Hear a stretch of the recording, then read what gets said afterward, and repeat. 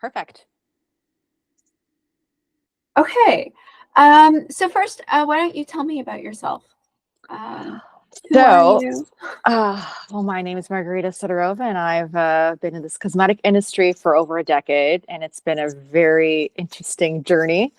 Um, I run currently the Canadian Cosmetic Cluster, which I founded around 8 years ago, and I am a huge fan of supporting companies in the cosmetic industry, which is why I started the cluster to provide support, education, connections, opportunities, including in Canada and abroad.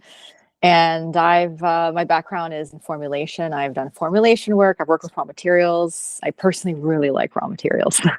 I love seeing, I think one of my favorite things is to see from start to finish. I think cosmetics is one of the few things where you can have a prototype, an idea, and you can bring it to life within a relatively short amount of time. And it won't break the bank. I mean, depends on what you're doing.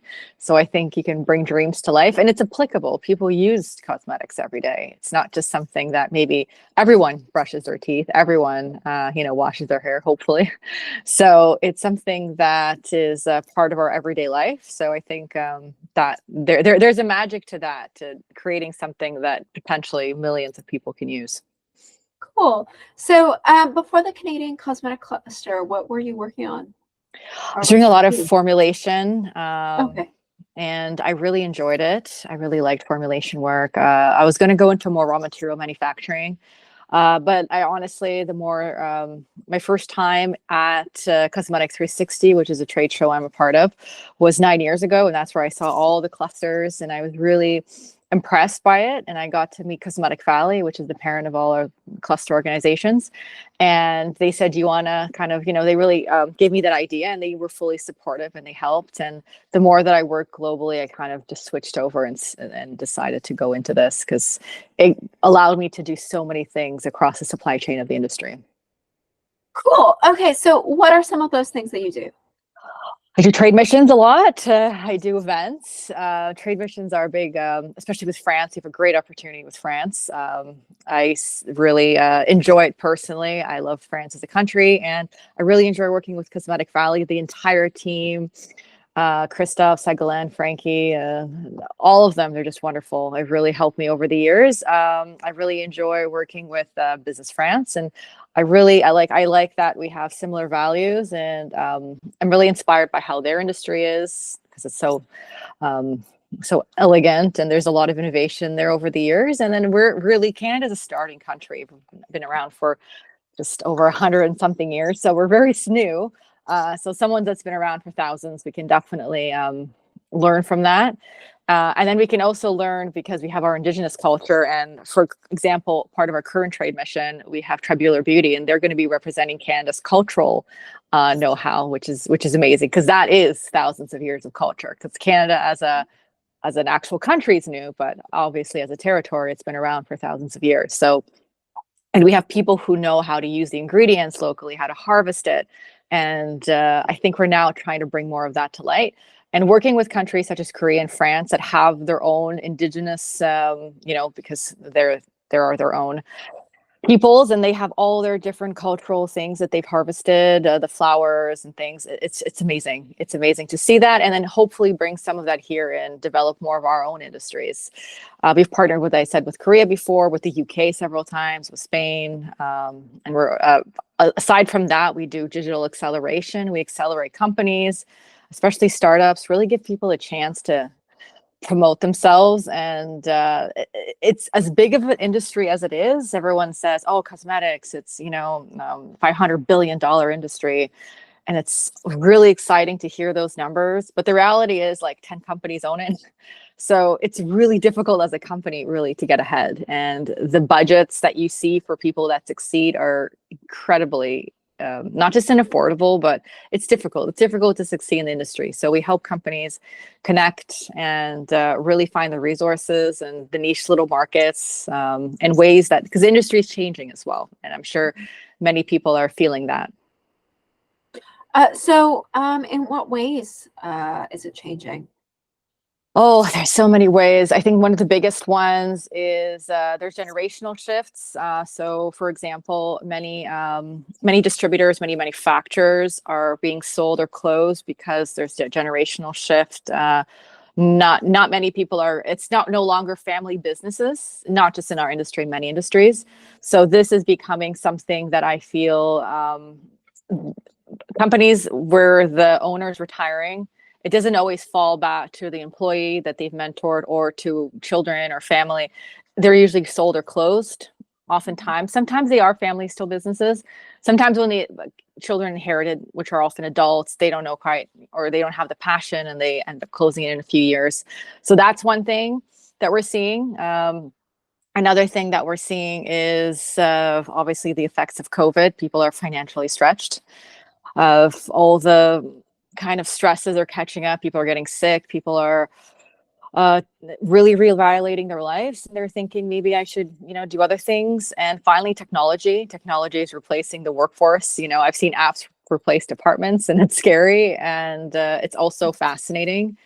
And I think just the way of the consumers are changing. It's just, it's going to be a new horizon with how distributors work, with how retail works, how spas work. That was something that we're going to be talking about today. I think that's something that we're still figuring out. Also, there's a big gap in hiring and talent, and I think expectations. So that's something that everyone is trying to figure out. Oh, where are the gaps in hiring and talent? Oh, it's complicated. Okay, let's start with aesthetics. Sure. There's not enough aesthetics professionals out there. Every single spa is understaffed, and this affects everything. Because if I'm a brand and I want to have the most amazing, new massage products, and I need to teach it, the spas are just figuring out how to survive, or they're figuring out how to hire people and how to keep people. So because of that, training people, like going in as a brand and training, all of a sudden it's that much harder. Not only you're competing against the big companies, but you're not able to really you don't have the time. You're not being able to booked in to do training. The distributors get first slots, and then other companies really have to work hard to get attention from these brands, from the spas, because there's just not enough people graduating for programs. They're not. It's there's a few things. One of them is expectations from the salon owners are not being met. A lot of people say that people graduating they don't have as much apprentice hours. Maybe they're just not as motivated. Costs have gone up everywhere, so it's hard to pay people right. So everyone's like looking for additional work, so they're not as committed to one job. So, and it's in every single aspect of our industry. I've seen people in L'Oreal that only work for 2 years and then hop around. I've seen people in manufacturers, lab technicians that, go from one place to another. So keeping staff is a challenge. Definitely. Yeah, that's super interesting. Yeah, and if there's high turnover rates, I imagine that would impact product education as well. It does. It does. It impacts everything. It impacts, you're building a relationship with someone, then you have someone else within a year or two. It's the same thing for raw material distributors, for packaging. It's just difficult to find staff because right now economically the industry is not doing very well. Many industries are not doing well. Many countries are not doing well. There's a lot of instability in the world. So it's difficult. Like many people can't afford to pay really great salaries because sales are down. So even in the software industry, in many industries, we're seeing this, but particularly in cosmetics, it's definitely affecting us. I see it every single day. Every single business owner struggles with this. Sales staff is hard. And then there is staff who have been around for a long time. They don't want to embrace some of the newer technologies. And then there are the newer staff that come to companies and they're over reliant on technology and don't want to embrace some of the older traditions. So there's a bit of a gap. Yeah. Yeah, I was talking to a salon owner the other day, and she was complaining about how new graduates, they don't want to pick up the phone to call people. Yes, I just heard that the other day as well. Yeah. Yeah. Some sort of anxiety. I don't know. Cold calling, visiting, going to a place, and just saying, hey, this is, they get shy, they get anxious. You just have to do it, right? Yeah. Yeah, absolutely. So shifting gears a little bit, how should brands choose a niche? Okay, this is something that I've learned. Something that the brand owner is personally fond of really helps. I found that brands that have, when the owner likes certain things and it's part of their personality. I remember once working with a brand developer who would do almost like this evaluation of your like kind of like psychologically what you like, what you don't like, any traumas, like what you love, like what makes you smile really was her thing. And then she would help you build a brand around that. And it was really cool. I did a session with her once and it really helped me understand. And I always saw the benefit of having something that makes you smile. And then also analyzing niche markets that are developing. They don't always go, for example, sexual wellness was such a big thing for a while, but now we're seeing companies, retailers pull sexual wellness lines in that category. But I was advertising it for like the past 2 years as a great opportunity, and I saw brands going into it, they were doing well. So sometimes things go well, but then the markets change. So you never really know, do you? Yeah. Um, But keeping an eye. One of my favorite things to do when you're doing product development is just go to the mall and sit, watch what people buy, how they interact, watch people for hours and take notes. Or go to a park, go to places where people are doing things and then figuring out how they're interacting with products, with each other, and then find the niches there. I think doing that live will show you. Another thing is if there's actual problems, people want solutions. Yeah. mhm. Yeah. Um, so how should brands think about creating a product? Should they go more of a custom route, turnkey? Maybe you can talk a little bit about what Trail Future, am I pronouncing that correct? Like what they're doing with you guys, Uh, if that's okay. Tribular is they have a really interesting story. They're one of our Canadian Indigenous founded makeup brands, and they're going to be working with Seneca Polytech to do some skincare products. So that's going to be launched. They're coming with us to talk about to Paris for Cosmetic 360 to really talk about the cultural element. And I'm really happy to have that because it's important for Canadians to understand that is our cultural heritage in many ways. In terms of product development, the reality of it is you should make products that sell. So it should be money should and profit should be a big focus. And it should be within parameters, obviously, of other things within your company, but it has to be pretty profit driven. That's how branding and product development should be. Saving the world is great, but if you don't have any income to save it on, then you're not saving anyone. So it really should be what will sell, what are the margins across the supply chain of the product being developed. I've seen people really shoot themselves in the foot if they go all organic.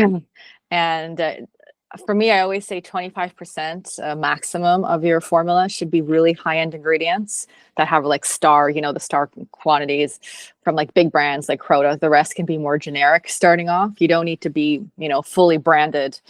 Because at the end of the day, almond oil is almond oil. You don't have to have everything from one of the big brands like Baza for you can go the simpler route. You can get a generic thing from China or India at a great wholesale price with all the certifications, and your product will still be fantastic. So you have to kind of know where your barriers and parameters are, and then really figure out what people are buying. Price in Canada is a pretty big sell point, and probably in everywhere. So having things that are reasonably priced. The luxury market, I feel, is kind of at a standstill right now. A lot of people went into the luxury market thinking that, because they're priced higher, they're going to sell more. But the reality is, if you do mass or, masstige, you're selling something for 20, you get a lot more buyers. But if you're selling something for 200 or 100, you're going to get less buyers. But most likely you'll spend more money on marketing or packaging. So sometimes they will even out. And it's tough. It's tough to sell something for $100. It really is. So I think now we're at a point where companies really have to be smart about the choices that they're taking and not fall into look at what happened with Dior and I think Armani and a few others that were recently brought to light that it's $50 that they're spending on their products and selling it for 2,500 or 3,000.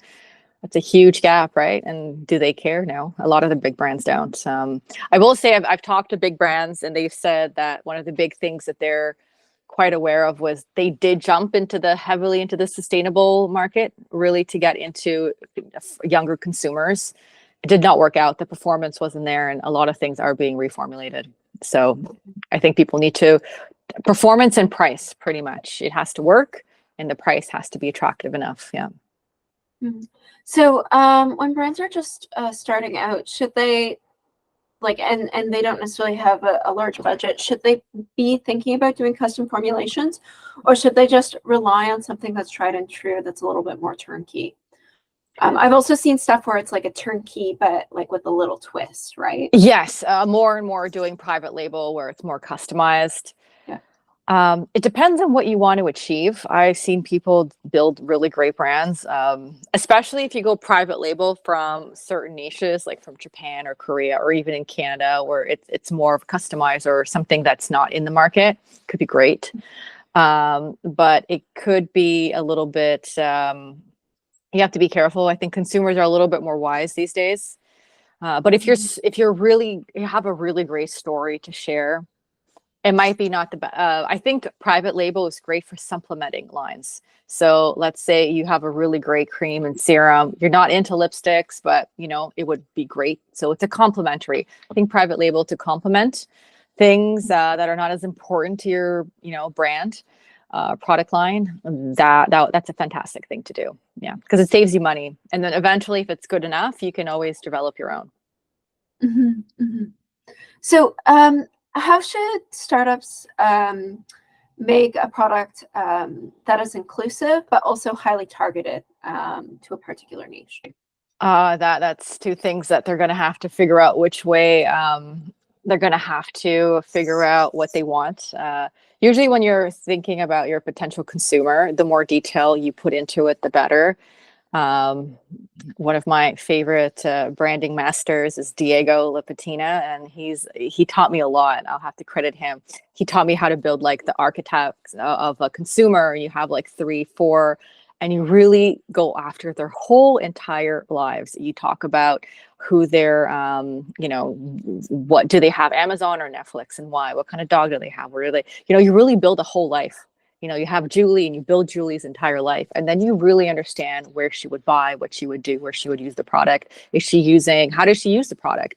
Does she just spritz it on her hand or does she go directly to the face? Little things like that. The more you think about it, the more it gives you a really great idea. One of the coolest places I've recently been to in June in France, in Tours, in the city of Tours, was a design studio, which is one of their government grant like accelerators for design by Tours University.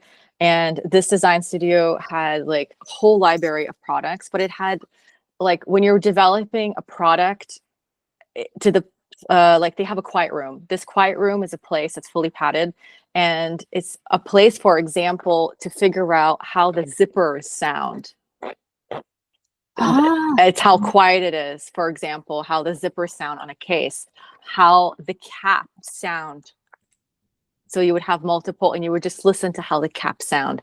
So that level of detail of design is honestly astounding. Like it's amazing. Or how like on a watch, they had a project where like the watch ticks, which was better, or the rattles on a purse.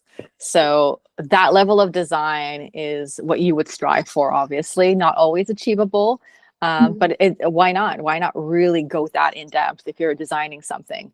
And it's that level of determination really inspires me. And they had a whole library of organic, inorganic, every single material, whether it was metal, wood, synthetic, bio. They had moss, like everything I've seen. It was really, really cool. So yeah, and that would help you understand what your consumer would want. Like the more detail you put into it. And then there's the reality of it where probably you're going to have something more mass produced in the beginning. People that tend to be really creative tend to save money with the production process in the beginning because they can do a lot. If you're a formulator, you can formulate your own things. You can have a lab. A lot of people don't realize you can rent labs. Oh, Yeah, you can rent labs. I don't think this is talked about. Or you can partner with universities to do product development. I know we have Seneca, but you can rent lab space. And you can do things on your own in a quality control lab. There's places where you can rent labs around the world. So it doesn't have to be an at-home kitchen project for you to have two people doing your product line. So yeah, there's definitely a lot of options for that.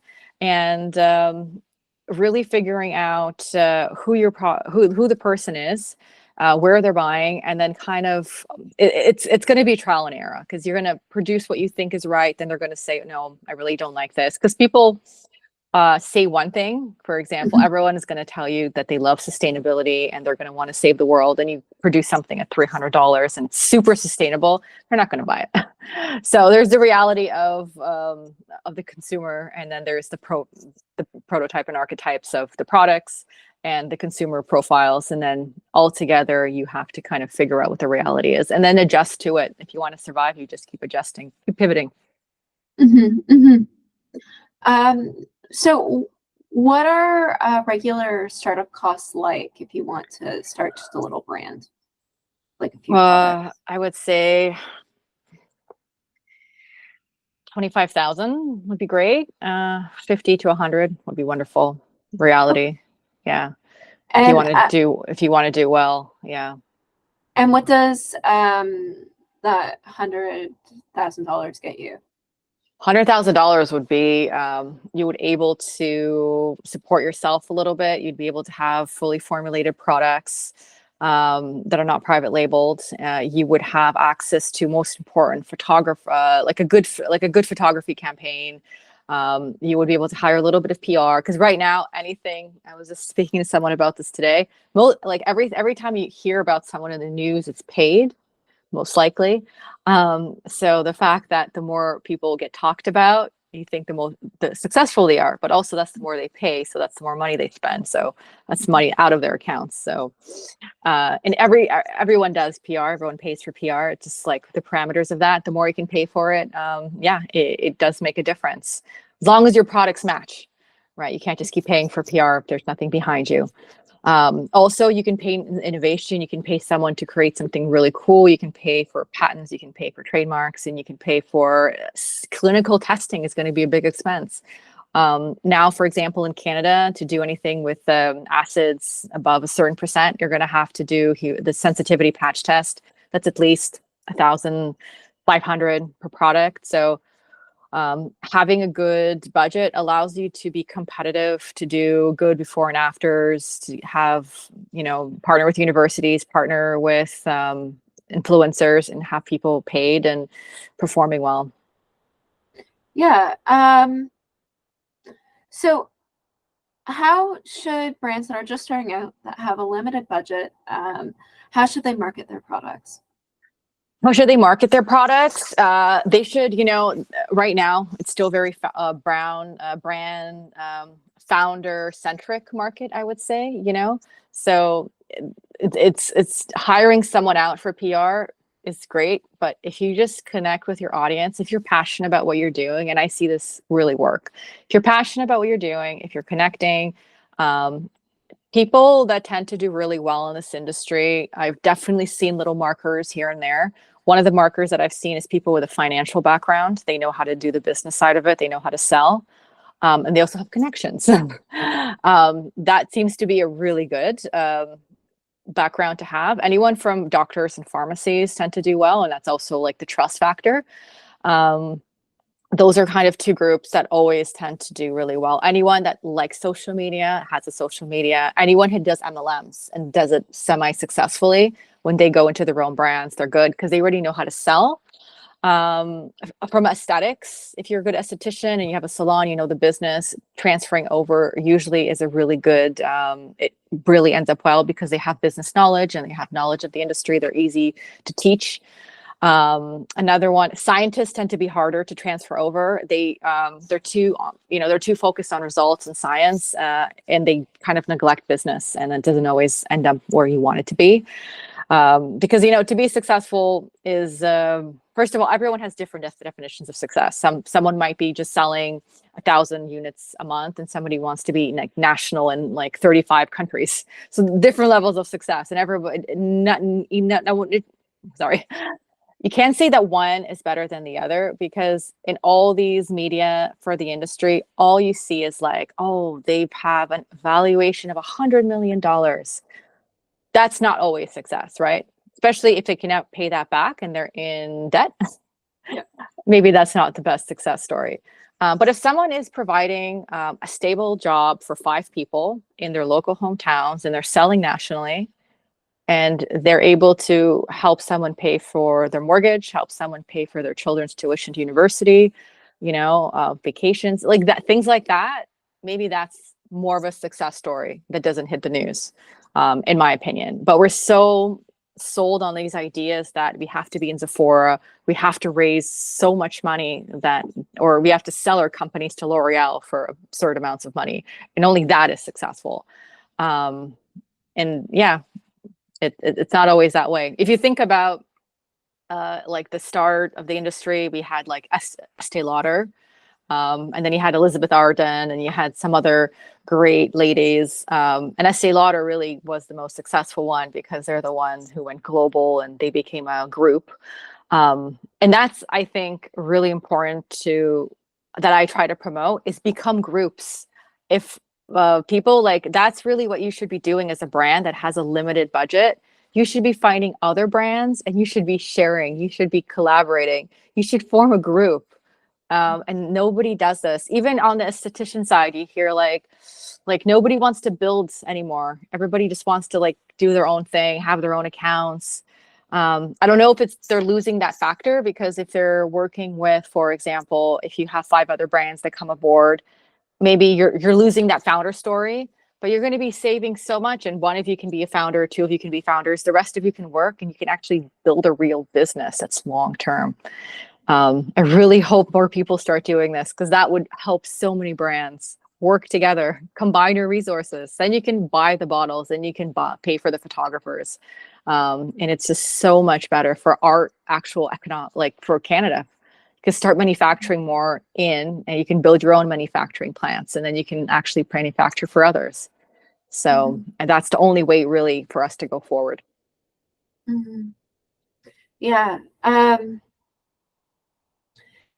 Sort of shifting a little bit, how should brands go about building relationships with retailers?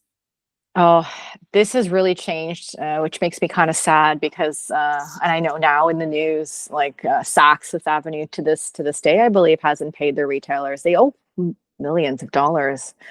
And same with JCPenney, and same with probably a few other ones. Not everybody. I think some of them have the PR power to keep it out of the news. I think there's a lot of brands out there. So in the past 20 years, that dynamic has changed. I've heard, like with Shoppers Drug Mart, for example, it was a lot easier. You were able to build that relationship. Now, if it doesn't work out, they have someone else to replace you. It doesn't really matter anymore. So it's really hard to build. I've heard people get really upset once they're into a big retailer, because they just realize that they don't really matter. And it's a really sobering and kind of depressing feeling that they're just using you for whatever they need. And then when you're, no longer valuable, they'll probably no longer buy you. And it's, yeah, they have the power. Retailers really have the power. E-commerce is taking off. It's hard right now. One of the things that I think we should do in Canada is focus on our, we have a lot of people coming in and really building up duty-free shopping for Canadian brands, get more brands into duty-free and really talk about that. And, why not sell our own? Why does it always have to be Estee Lauder or L'Oreal, which is still cheaper in their home countries than here for travel buying? But why not sell our own? And so I think just exploring new opportunities could be the way to do it. Maybe more shops, maybe creating more co-op buying. It doesn't always have to be Sephora. Yeah, that's not always, as I said, pinnacle of success. And building relationships with your distributors, because sometimes you go through distributors to get to retailers. It's a long game, and it's really competitive right now. It's really hard to get into spa distribution unless you're doing back bar or actual application. So something that can be used with massage or something they can sell as services. But the traditional model of like, I have 20 items, for your spa store, it's a hard thing to go into right now. It's just so competitive. Yeah. Oh, okay. Is it just the fact that it's competitive that makes it difficult, or is there something else? Well, as I said, spas are understaffed, so it's hard to break into that. Distributors have a limited amount of time they can sell brands to spas, limited budgets after COVID. So yeah, it's definitely, if you have a limited staff, you're not making as much as you could. So yeah, there's definitely a lot of factors that affect that. Retail space, like going into e-commerce, is something that really shifted a lot of dynamics. Amazon, I think Amazon will come out with their own beauty. I don't know what you think, but I think if they're successful in their current ventures, they would have their own beauty department. I think that's something that they could definitely pull off. Yeah, Amazon has been trying to do beauty for a really long time and has been kind of struggling with it. Yeah, and I think they're trying to find the right people to do it, and but still, they're. I mean, you say they're struggling. I think they're struggling to get acceptance, but they sell beauty really well. It's something that is. I think they're number 1 or number 2 now in Canada, at least. We have Sephora and Amazon as the top sellers for beauty and fashion. So. And then I know things like another big winner for beauty, especially, is Marshall's Winners, the TJ Maxx group. They do exceptional sales, so people will always buy that at that price point. Yeah, well, I mean, what's great about Amazon is just that it's so convenient. It's convenient. It is. Like, I think that depends on where you live, apparently, because I've had people that do not live in a big city. All of a sudden, it's not 24 hours or 48 hours or same day. It's a week.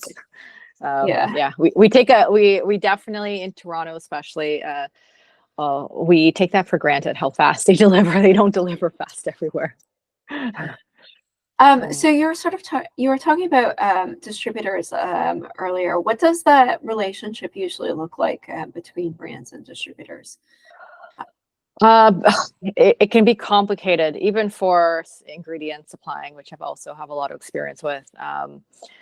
Distribution is changing right now. They're struggling as more brands go direct to consumer. So the brands that they do have, they want high margins. So I think you have to play by their rules to get into it and then really build that relationship. I think one of the first things when you think about distribution is support for training, because they're going to have to be training whoever they're selling to, whether it's retailers or whether it's spas.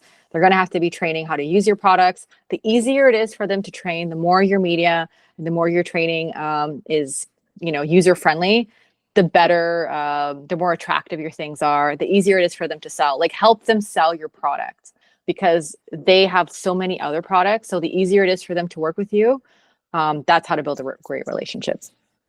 Yeah. And what do typical margins look like with a distributor? 50 to 70%. Okay. Yeah, realistically. Yeah. And then because they're going to be selling on, and then And what does, like, when they sell on, what does that usually look like? They'll be selling usually to a store, to a spa, and then the store spa sells to a consumer.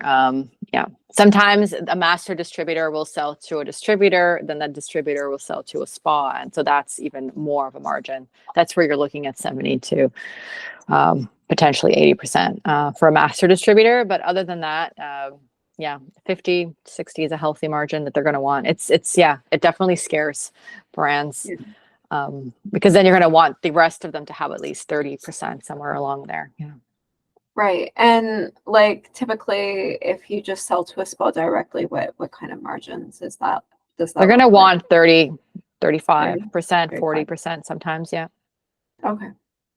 Yeah. So,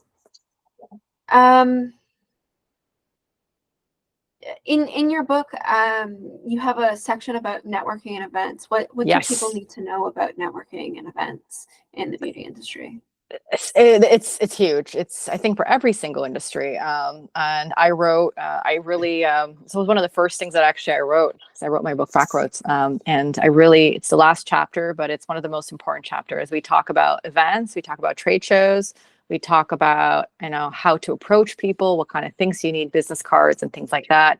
I know digital business cards are a thing right now. Traditional business cards are great because you can flip them over and write. If you meet a lot of people, usually like especially people that are like more corporate, they will write notes on top of business cards. So having the second part of your business card semi-empty helps people jot down so they remember you.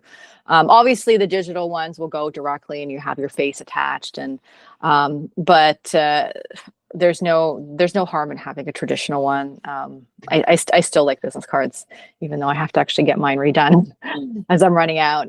It's really important to make connections, because when I talk about trade shows, I talk about making sure that you're going to a trade show that you're in an area, first of all, that you want to sell into, or with companies that you want to work with. It has to have a commercial aspect to it. And it's one trade show isn't going to really make it or break it. It takes years to build relationships. I think that's something that it's not just with retailers you're building relationships, but with the entire industry. And it's about connecting with people, right? It's about, then you have your dinners, your lunches, and like keeping that up. And for example, In Cosmetics Global is a great show, I find, because it's one where so many people go to from all over the world, and in a week you can set up so many meetings, like reconnect with so many people in one place, which is, it travels. Next year it'll be in Amsterdam. This year it was in Paris. Before it was in Barcelona. So it kind of goes around Europe. If you're in North America, obviously the Suppliers Day is big, and so is Cosmoprof, which is now split into two. Some people like that, some people don't. Now it's in Miami and Las Vegas. That's a pretty big one. And then there's the Suppliers Day on the West Coast, which is fairly popular. So if you want to go into a certain region, if you want to go to Hong Kong, for example, packaging for the Asia, or Shanghai, there's Looks Pack. That's an amazing show. It's something that depends on what you're looking to do and who you're looking to connect. I've myself, as I said, I've done Cosmetic 360. It's my 9th year, 5th mission with it. It's something that is really helped me build it's a smaller show. It's really focused on innovation. They really want you to be there, present the best, maybe not come back every single year as a distributor or as an exhibitor. They want you to really present the best, and then maybe take a year off and think about the best and then present it. I like that model. And it's really high levelly attended. So it's all the decision makers, because that's really who you want to meet. It's someone who can say, oh, this works, we can go forward with it. But walking a trade show was amazing, or going to events where you don't have a table, because you can interact with people. You can still make meetings. You can still make it very impactful. Most shows have an app, so you can pre-book all your meetings. I think that's important to know. Usually the app's open, and then you can even after go back and communicate. You can usually message people. I think a swap card was really big. It's still used a lot for messaging and for events. And it doesn't always have to be like in Toronto, for example, the Toronto Global Forum. Have you been to that one? No, I haven't. It's a really good event. If you're in Toronto, if you want to be in business, the Toronto Global Forum is one of the best events of the year. I know they talk about Elevate. I know they talk about the other one. What is it? Collision. Yeah. Collision, yeah. Those are talked about, but the Toronto Global Forum is a very high level show. As someone who's been to a lot of these, it's pricey, but it's something that I've been lucky to attend for the past years. This year, unfortunately, I'll be in Paris for my trade mission, so I'm missing it. But you get to see high level professionals. It doesn't really matter if someone's in the industry or not. High level professionals all think alike, and industry is industry. So I think that's important to know from like business management point of view. I've actually met quite a few cosmetic people, or people from biotech and agriculture, potentially banks that have funding, or people from VC capitalist firms. So that's a great event. And just startup events I go to, you never know where your clients are. When I started in this industry, I used to go to wedding shows to find clients. I used to go to home decor shows, those like anything that was related, women's shows, anything where my potential client could be at, or some kind of brand would be at, I went. So it was definitely really busy the first few years. Yeah. So how should spas go about identifying what brands they want to partner with? It depends on, I guess, what kind of. I think the first thing that spas choose is in brands. They'll choose services and machines. I think machines bring in clients more than brands do, to be honest, right now. So I think spas really think about what they're doing, and then they're thinking about the brands that will help them support that. So you have your like right now. I think the big trend is oxygen facials. That machine. Have you seen it? Yeah, that's a huge thing. Everyone talks about it. Seems to be doing well. You have certain lasers. You have obviously there's with the medical spa thing kind of industry. There's some crossovers. Some of them are more medical. Some of them are more natural, and that's going to actually impact how you bring your things, how you bring your brands in. Some brands are definitely like Eminence is definitely more on that. It's a huge, really well known brand for cosmetic. For beauty, I guess, professional care, and they have, I think, some stock items. Do you want just back bar? Do you want to have a retail store? Do you want to have an online store? Usually people do all three. Do you want something that people are going to buy and they're going to do at home between visit care? So there's a lot of things to think about. And brands are definitely very, very picky. They want to have a really good support both on social media so they can post well. They want good education so they're performing to the best of their ability. A lot of spas want samples, which is hard as a brand. And that's a big challenge if you're going into a spa brand. Being able to provide that training for free, being able to provide samples for free when you have a small budget, it can really, really be difficult. Yeah. So how do brands make sure they aren't overwhelmingly dependent on one distributor or retailer? You have to really try. It depends on what your ideal path to retail success looks like. If you want to be in Sephora, probably not smart to do an Amazon business account. They might not look kindly on that, even though a good example of that is Lady Gaga. She launched with Amazon and then she reformulated and now she is in Sephora. So can't say that doesn't work, but mainly you're going to want to figure out what your path to success looks like. Everyone's is different. It's going to take time. Some people use brokers. Brokers are great for prestige, for the medium price lines. They can get you.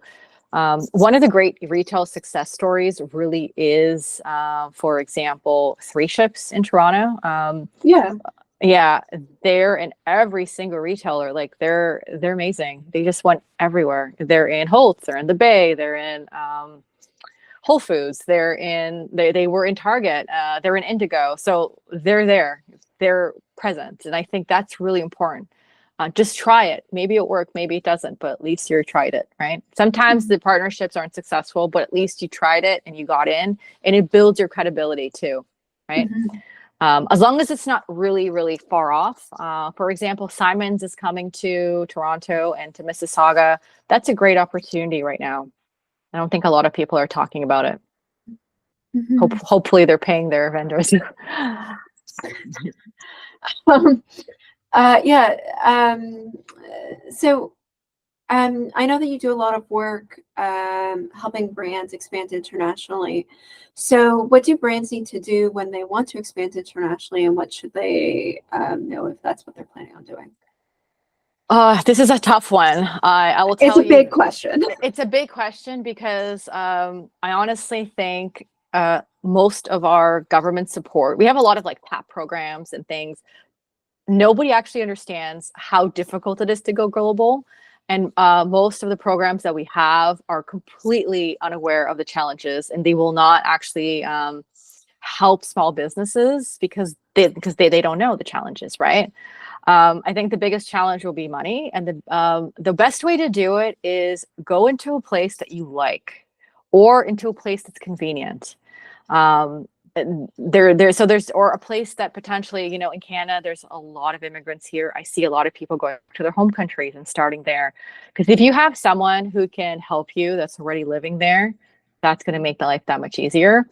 In terms of everyone goes to the States because that's obviously a big market, and don't be afraid of trying new things. If you do have the money, Don't be afraid of trying new markets, something really different. Go to Nigeria, go to Egypt. Egypt is a great market. Everyone talks about Dubai, but Egypt has a huge population and they have a pretty good buying capacity.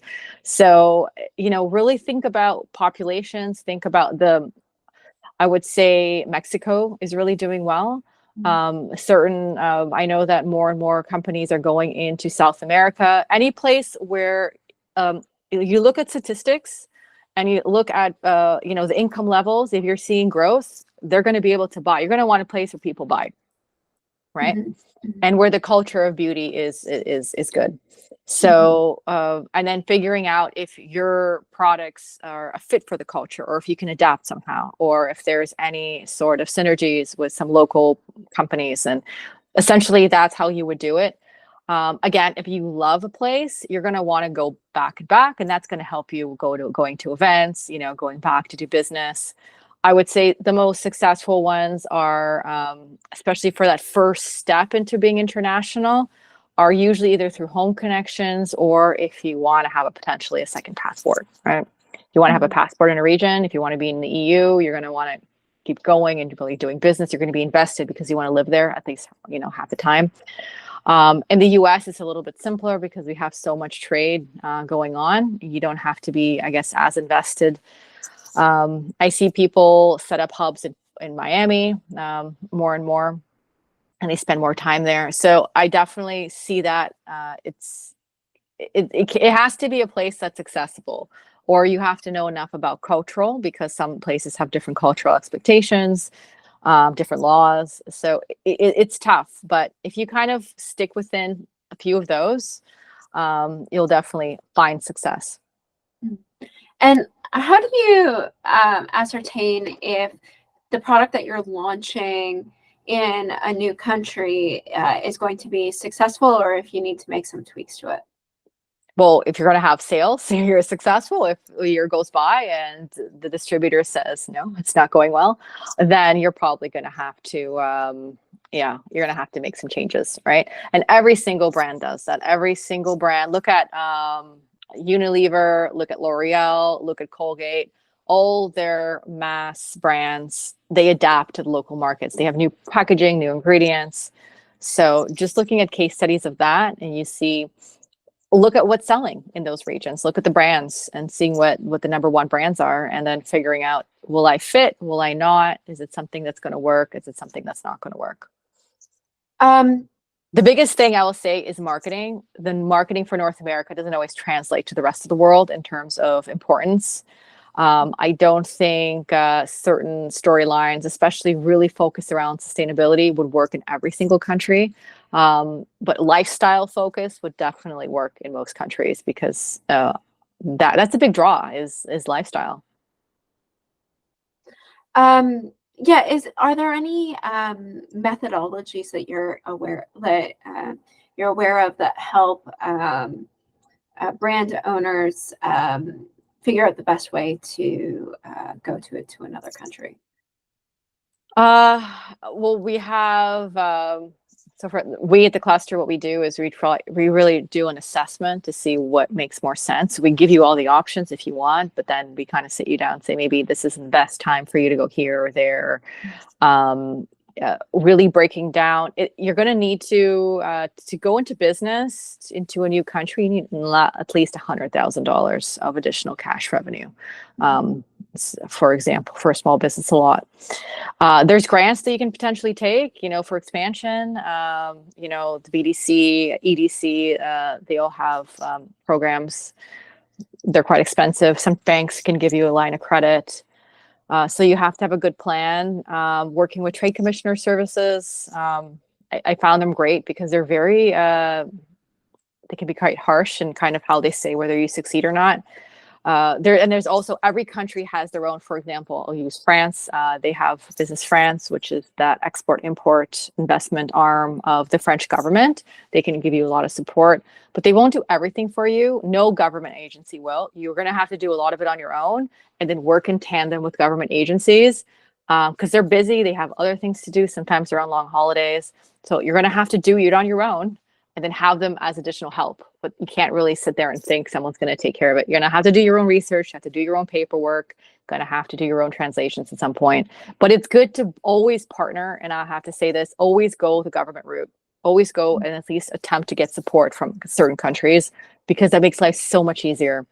Governments want investment. They want you to go there and do business. Everyone does. So there's a lot of, even sometimes you might not get a Canadian grant, but you can get a grant from that country. Okay.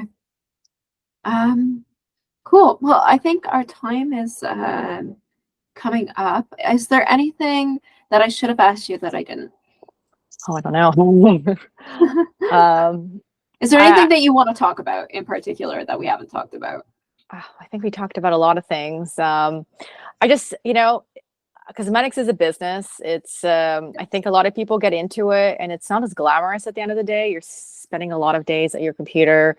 A lot of people don't realize just how much work goes into it. And the stories on Instagram don't tell you the whole story. That's a big thing. And I think a lot of people really, they look at things and they don't see the hard work behind it or the sacrifice. It's really hard, especially for women in this industry, in many industries, not just this one, but it's, you're going to have to really time is it's not just about money. It's about time and trying to figure everything out. Women, especially once they hit a certain age, they have a lot of responsibility dumped on them. They have spouses, they have kids, they have family, parents to take care of, sometimes all three at once, sometimes not, depending on how people live their lives. But they have some sort of responsibility, and it's a lot. It often really, and then plus a business, it can be really, really challenging. And there's really no answers. I wish we had more child support. For example, in my trade missions, even with grants that sometimes we get, and there's less grants every year. This year we couldn't get my tax at all for anyone. It was cut off so early. It's cut off in April, versus before we were able to get it in like June, July, and it was fine. So we're getting less funding, and they said we have less funding this year by by 50%, and everyone you talk to gets less funding. So it's much more difficult to get funded. But that just funds your trip. It doesn't fund the fact that you might have to pay for childcare, or have to pay for this or have to pay for that. It's a lot. So it's, you really have to have a lot of persistence to survive. Yeah. And always, as I said, be fluid. If something isn't working, you go into something else. Yeah. Yeah. And so I guess, what can female business owners do to still pursue opportunities, but make sure that things are kind of taken care of at home? Is this there will be sacrifice. There will be, you can't run away from that.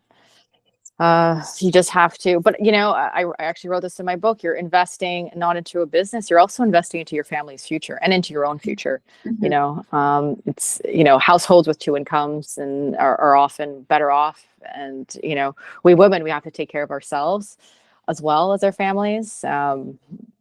I think modern society, if you look at other cultures, they have sometimes great techniques of how to do that. Don't just always look at Western culture. Western cultures tends to be really harsh on families, or on women in general. So look outside of our cultural norms and get inspired in how other people do things and how they divide family responsibilities, because it's very different around the world. And that kind of makes you feel like it's okay sometimes. And also, kids generally don't need as much as you think they do. They're just happy to have, I think in a way, when you do have your own business, you do have that ability to spend more time with my kids, which is really why I did what I did, because I have two kids. And I really wanted to spend more time with them. And I do have that flexibility. Sometimes it doesn't always work out the way we want it to be, but it's given me ample amount of time to really spend with them, and get them involved in things. I've always gotten my kids involved. Get the family involved in business, and then you can spend time together. Have them, research of their tweens, why not help them with marketing, help them with design, get the family involved. They'll be more than likely happy to do it, because it gives them time to spend, and they see you was passionate about something, and it gives them the strength to pursue their own passions, especially when mom is happy and she's successful. I think it gives kids a better feeling about the future, I think. So give an example of like what other cultures, maybe non-Western cultures, are doing to better support parents.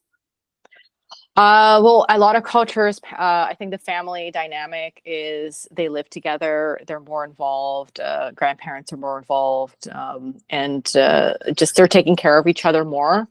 And I think that really makes a huge difference. We do not have that as much. I think in North America we're spread. And again, with the immigration, not all of us always live in the same country, and that makes it tough, because we don't have that village support that is in certain places where you're kind of growing up, and you have the whole family's there to really support you.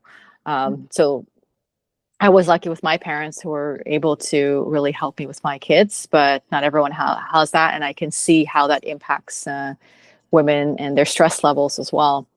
But certain countries, I think, are just more relaxed about kids. Kids can run around. I think in North America, we schedule kids so much. And in other countries, like in Europe, I think kids just run around on the street and they're happy. And I've kind of taken my approach with my kids. They spend a lot of time outdoors, just like, instead of like maybe having them part of a soccer team, why not have the kids just make their own team and then play a few times a week? It'll be the same thing without the expensive uniforms, but they're going to learn the same skills. Or maybe hire a coach once a month or twice a month to come in, but then their kids are going to know and they're going to play.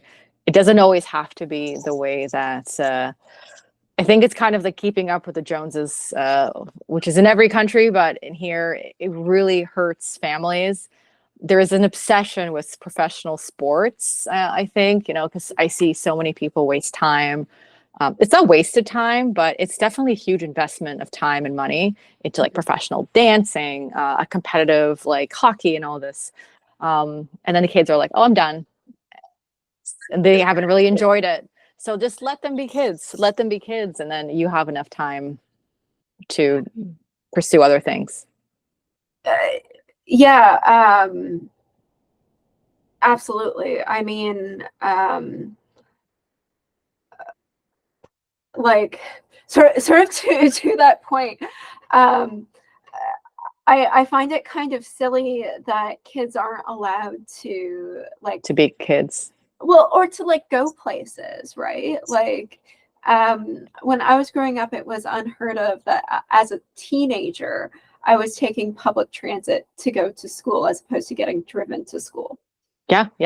And, basically everywhere else in the world, kids can just go to school on their own. So, yeah, I agree. Like there's also a need for kids to become sort of the ability for them to become independent earlier on. And I think I see this actually here. It depends on the families, because I see immigrant families that are newer to Canada. The kids are running around because the parents are working all the time. So there's no one. They are using, at grade 4 or 5, they're already using the transit to take their brothers and sisters to school and then go to school themselves. I see that it's something that I think is unique about Toronto, is you get to see how other people live and other cultures live, even in the city. And that makes you think, okay, so go ahead, go join them. And I think that teaches our kids responsibilities, that, you have to be thankful for what you have, right? Because you have a different level of responsibility. And then it teaches them that the world is a different place. So yeah, it's sometimes we've definitely gotten really paranoid, I think, as a nation. Yeah, well, the whole stranger danger, your kids are going to get abducted thing. Yeah, you can't let them play in a park alone, heaven forbid. Yeah, so it's if we can, we should take advantage of that and let them run around, and then parents can spend more time focusing on work. Yeah. And also, I think one of the most important things is it's a job, and if you treat it like a job, you'll be happier. And have that time off, which is hard. I myself struggle with that, because you're always on, you're always looking for customers, you're always like thinking about next year and the year after that, and it becomes overwhelming. But you have to be able to, at some points, just click off and do something else. Yeah, yeah. Hobbies can be really helpful for that. Yeah. And family time. Yes, family time and hobbies. Yeah, Yeah, definitely agree. absolutely. Yeah. Cool. Well, thank you so much. Is there anything else you want to say? Well, I think I've said enough. I remember once I had a webinar where I was supposed to speak for 1 hour and I spoke for 2 because I didn't realize that it was 1 hour twice, not 2 hours 2 times. And then scared everyone else who was supposed to come after me to do the webinar series. They're like, we're supposed to speak for 2 hours. And I'm like, no, I just misread the instructions. So I have no issue talking, but it's our website has a lot of information. We're always building it.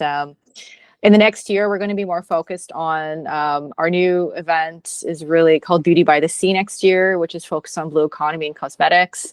And we're definitely more focused on ingredients and biotech. I think we're not really moving away from brands and all that, but I think in the next year, most of the focus will be on blue economy, sustainable ingredients, working with waste to get it into develop waste locally in Toronto. As well as we have some projects in France. So that's been like the big focus for the next year. And we're going to talk more about that in the coming months. For example, September will be Sustainability Month. We're going to organize some work groups between some companies. And we're also going to do a really cool thing if anybody wants to get involved is, you know how they have ugly fruit, which is fruit that is not allowed for the market because it doesn't meet criteria. So we're going to have like that kind of concept where if you're a brand, we're going to profile about 5 to 10 brands maybe, and any of their packaging that's been outdated, printed wrong, or something's off, like the color of the product didn't turn out the way it is, but it's fine, it's safe. We're going to talk about ways to sell it and have them sell through the feature all September long, and really shine a light on that because that's something that could be big for companies. They're rebranding. Don't be afraid of selling something. LVMH just did that with I think it was Louis Vuitton, where it was printed the wrong way and they sold it at a discount price. So I think more and more beauty companies will be doing that because it's sustainable. You're not throwing it out; you're just selling it. And you're honest about that. Not everything has to be perfect, which is really what our whole industry has kept saying that we're all beautiful the way we are. So are our products. Yeah, absolutely. Yeah, I like that concept. Yeah, if something gets mislabeled, that's cool. Thank you so much. And yes, thank you for having me. Yeah, let's keep in touch and let me know if you have any feedback for me. Okay, on this perfect. Okay. Yes, thank you. All right. Have a lovely day. Okay, you too. Bye.